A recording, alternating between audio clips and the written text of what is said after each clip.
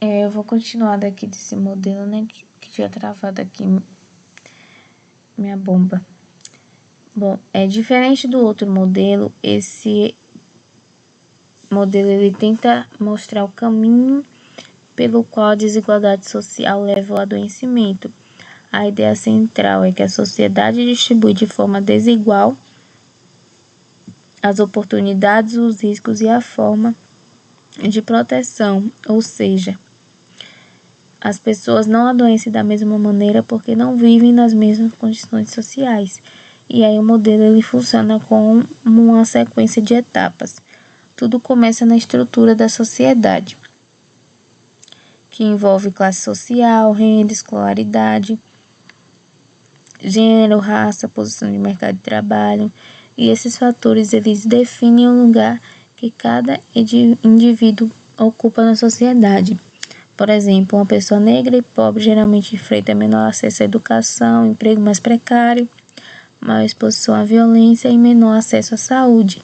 Então, a posição social já cria desigualdades desde o início. E aí vamos para a exposição específica, que depois da exposição da posição social, o modelo ele mostra que os grupos sociais não são expostos aos mesmos riscos. Populações vulneráveis elas ficam expostas à poluição, violência, trabalho perigoso, alimentação inadequada, moradia precária, sofrimento mental. Por exemplo, trabalhadores informais eles frequentemente trabalham sem proteção, possuem jornadas excessivas e sofrem maior desgaste físico. Enquanto isso, os grupos mais ricos conseguem morar em locais mais seguros, alimentar-se melhor, acessar lazer e prevenção. Assim, o risco de adoecer é distribuído desigualmente. E aí temos a vulnerabilidade diferencial, que é mesmo quando duas pessoas enfrentam o mesmo risco, elas não possuem as mesmas capacidades de proteção. E isso é chamado de vulnerabilidade diferencial. Por exemplo, duas pessoas podem desenvolver hipertensão, mas uma possui acesso rápido ao médico, alimentação adequada e medicamentos. A outra ela depende de longa fila, ela é baixa renda e ela tem dificuldade para manter o tratamento. Então, consequentemente, a doença terá um impacto muito maior naquela que é mais marginalizada.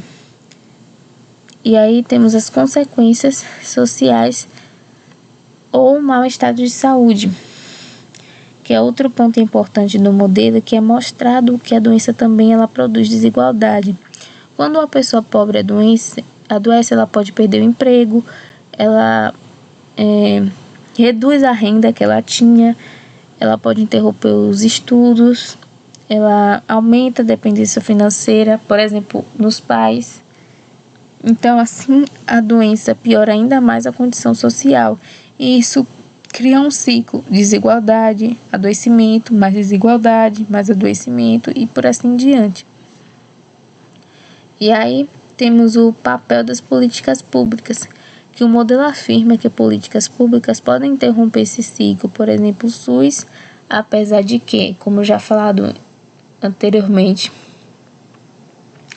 ele é mais hegemônico do que contra-hegemônico na maioria das vezes, mas também temos a vacinação, saneamento, educação pública, assistência social e a execução dos direitos trabalhistas, porque quanto maior a proteção social, menor desigualdade em saúde. Por isso que a saúde ela não depende apenas de hospitais e medicamentos, mas também da organização econômica e política da sociedade. E a diferença entre os dois modelos é que o primeiro ele mostra as camadas que influenciam a saúde e explica os determinantes sociais de forma ampla. E esse segundo ele explica como as desigualdades elas geram o adoecimento, que mostra os mecanismos sociais de produção da doença, que é um modelo mais crítico e político.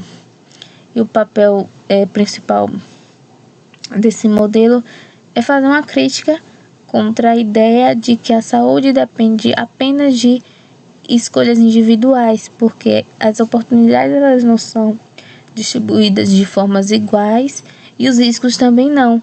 Então, os grupos vulneráveis eles sofrem mais exposição e menos proteção.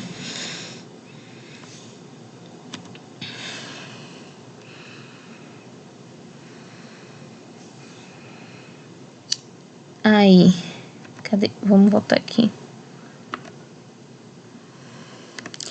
E aí, como eu disse, isso causa a reflexão de que a saúde ela é resultado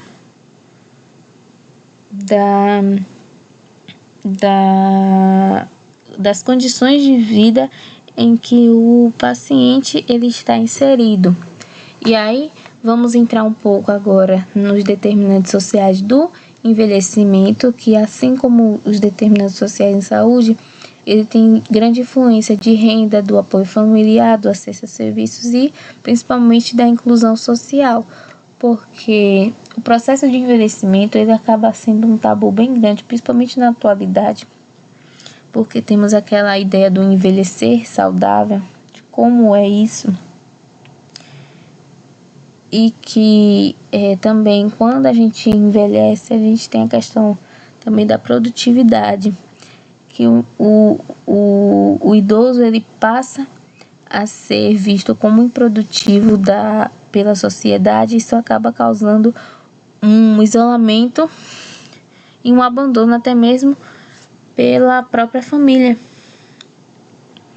E isso também causa uma vulnerabilidade econômica, porque aquele indivíduo ele estava inserido em um mercado de trabalho, ele estava acostumado com uma rotina e por causa simplesmente da sua idade ele é totalmente desfocado da sociedade.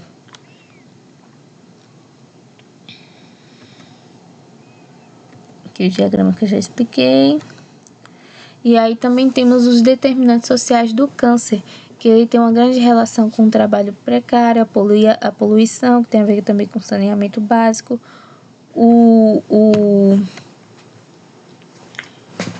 a desigualdade social e econômica, que foi explicado pelo diagrama, que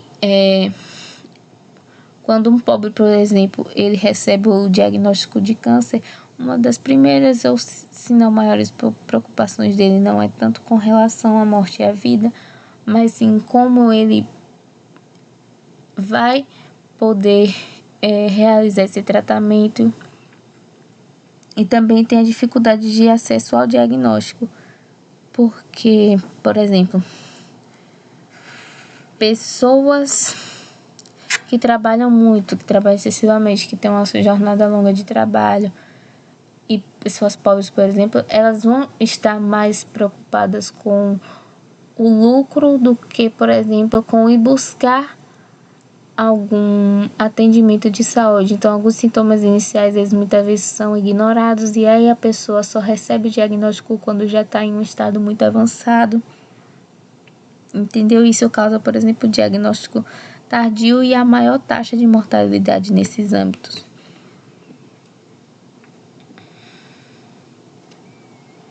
E aí vamos para a crítica marxista de Diego Souza, que ele fala que a desigualdade ela é estrutural.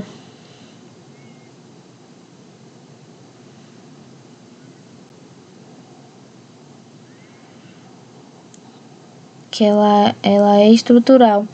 E o que o capitalismo ele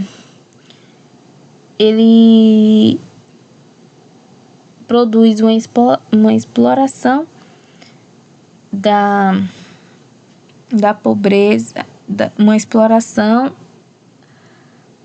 produz também a pobreza e o adoecimento. E ele ainda critica que os modelos que eu apresentei anteriormente dos determinantes sociais em saúde, ele é muito superficial, e que a saúde ela é intimamente ligada às relações de classe. E aí vamos entrar, eu vou falar aqui vai ficar um pouco grande isso, mas eu vou falar aqui mesmo sobre racismo, decolonialidade e necropolítica.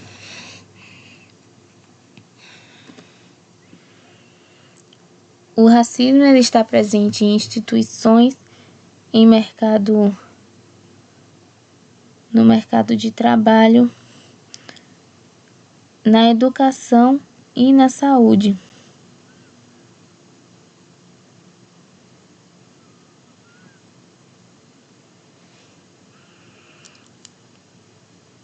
O racismo ele é uma construção histórica que veio desde a colonização, da escravidão, né? E que ele perpetua até hoje.